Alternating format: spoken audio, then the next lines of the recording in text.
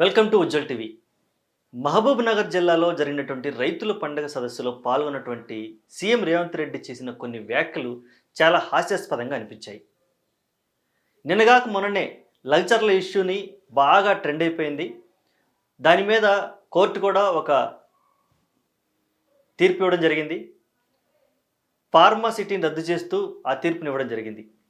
ఈ విషయాన్ని దృష్టిలో పెట్టుకున్నటువంటి రేవంత్ రెడ్డి ఈ రైతు పండగ సదస్సులో పాల్గొని రైతుల్ని చాలా న్యాగ్గా టెక్నిక్గా వాళ్ళని దారి మళ్లిస్తూ నిన్నగాక మొన్న ఒక సినిమా రిలీజ్ అయింది. దెబ్బలు పడతాయి రో సామి దెబ్బలు పడతాయి అనే సాంగ్ టైప్లో నేను చెప్పింది వినకపోతే దెబ్బలు పడతాయి అనే రేంజ్లో నేను ఎలాగైనా నేను అనుకున్నది సాధిస్తాననే రేంజ్లో ఒక కొత్త నినాదానికి తెరదీశాడు.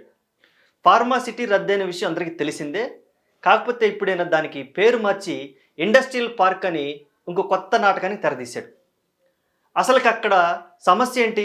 ఫార్మాసిటీ రావడమా, లేదంటే ఇండస్ట్రియల్ పార్క్ రాకపోవడమా? ఈ రెండూ కాదు. అక్కడ ఉన్నటువంటి పేద రైతులు ఏదైతే ఉన్నారో పేద రైతులు వాళ్ళకి కేవలం కొద్ది గొప్ప భూమి మాత్రమే ఉంది. అది కూడా ఎకరం లోపే ఉంటుంది. అది దానిని నమ్ముకొని వాళ్ళు జీవనం సాగిస్తున్నారు. రేవంత్ రెడ్డి గారు ఇదే సభలో ఏమన్నారు? పాపం లంబాడీ వాళ్ళు తండా వాళ్ళు వాళ్ళ మీద అనవసరంగా కేసులు పెట్టి లోపల వేయడం జరిగింది అన్నారు. ఆయన నోడితే ఆయనే అన్నాడు. కాకపోతే దీనికి కారణం ఎవరంటాడు? అధికారుల మీద దాడి చేపించారు, దీని వెనక బీఆర్ఎస్ పార్టీ ఉంది, వాళ్ళని రెచ్చగొట్టి ఈ తతంగం అంతా చేయడం వల్ల మేము వాళ్ళ మీద కేసులు పెట్టడం జరిగింది, వాళ్ళని లోపల పెట్టడం జరిగింది అంటాడు. అంటే ఆయనకు అన్ని విషయాలు తెలుసు. పాపం అని అతనే అంటాడు. జాలి జాలి చూపిస్తాడు. ఇప్పటికిప్పుడు సంవత్సరం నుంచి లేనిది సడన్గా పాలమూరు జిల్లా మీద ఆయనకి ప్రేమ పుట్టుకొచ్చేసింది. అక్కడికి పోయి రైతుల కోసం అది చేస్తా ఇది చేస్తా అన్నాడు. ఇప్పుడు చూడబోతేనేమో ఫార్మాసిటీని రద్దు చేసేసి ఇండస్ట్రియల్ పార్క్ తెస్తాను, 20 నుంచి 30 వేల వరకు నిరుద్యోగుల్ని భర్తీ చేసే విధంగా నేను వాళ్ళకి ఉద్యోగ అవకాశాలు కల్పించే విధంగా నేను పోరాడతాను, ప్రయత్నిస్తాను అన్నాడు. ఆయన చెప్పింది బాగానే ఉంది. దీనికి ఆయన ఎంచుకున్న విధానం ఏంటి? 10 ఏళ్ల నుంచి కేసీఆర్ అండ్ కేటీఆర్ ప్రజల్ని దోచుకున్నారు. రైతులకి ఏమీ ఉపయోగం లేదు, వాళ్ళకి ఏమీ చేయలేదు. అసలు ఈ మహబూబ్ నగర్ జిల్లాలకి ఈ పాలమూరు ప్రాంతానికి ఏమీ చేయలేదు. నేను కొడంగల్ వాసిగా, కొడంగల్ జిల్లా నివాసిగా నా ప్రజలను ఆశీర్వదించినందుకు వాళ్ళకి నేను ఏదో ఒకటి చేద్దాము అని నేను ఒక అడుగు ముందుకేస్తే నన్ను 10 అడుగులు వెనక్కి లాగడానికి ప్రజల్ని రెచ్చగొడుతున్నారంటూ ఇతను రివర్స్లో వచ్చాడు.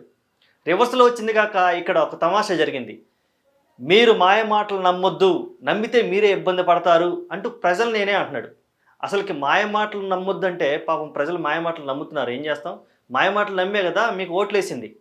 ఓట్లేసి మిమ్మల్ని సీఎం చేసిన దానికి మీరేదో 6 పథకాలు అన్నారు, అదన్నారు ఇదన్నారు, గొప్పలు చెప్పుకున్నారు. అవి ఎక్కడ పూర్తి స్థాయిలో ఇంకా అమలవ్వలేదు. అమలైనవేమో ఇంకా అరకొరగా ఉన్నాయి.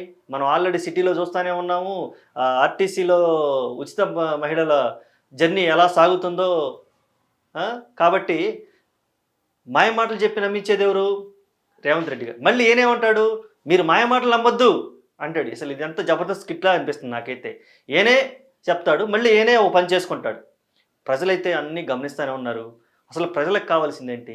వాళ్ళకి ఫార్మాసిటీ కావాలా, లేదంటే ఇండస్ట్రియల్ పార్క్ కావాలా అనేది కాదు ఇష్యూ. మా భూములు మేము ఇవ్వడానికి సిద్ధంగా లేవంటున్నారు. భూములు కావాలి, లేదంటే పార్క్ పెట్టాలంటే అక్కడే పెట్టాలా? టీజీఐఐసి అనే ప్రాంతంలో వాళ్ళకి సంబంధించి దాదాపుగా 1,50,000 వరకు ల్యాండ్ ఉందని మనకి అందుతున్నటువంటి సమాచారం. మరి అది ప్రభుత్వ భూమే కదా. ఇంకా కావాలంటే పాలమూరు జిల్లాలో కూడా దాదాపుగా ప్రభుత్వ భూమి చాలా వరకు ఉంది. మరి దాని మీద దృష్టి పెట్టి అక్కడ పెట్టొచ్చు కదా.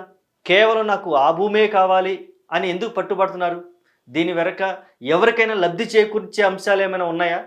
ఖచ్చితంగా ఉంటాయి. అందుకనే దాని యొక్క గురి మారల, ఆ గురి యొక్క రూపం మారిపోతూ ఉంది. గురి పెట్టింది మాత్రం అదే భూమికి పెట్టాడు. కాకపోతే ఫార్మాసిటీ లేదు ఐదర్ ఇండస్ట్రియల్ పార్క్. కానీ నేను చేసే పని చేస్తూనే ఉంటాడు. అడ్డుపడితే మాత్రం మీరు మాయమాటలు నమ్మి మీరు రెచ్చగొట్టబడుతున్నారు, అందుకు మీరు మా మీద తిరగబడుతున్నారు, అదే ఉద్దేశంతో మేము మిమ్మల్ని అరెస్ట్ చేస్తున్నాం అంటాడు. ఎటు తిరిగినా రైతులకి బ్యాండ్ వాయించే పనిలో మన సీఎం రేవంత్ రెడ్డి గారు ఉండటం తెలంగాణ రాష్ట్ర ప్రజల దురదృష్టకరం.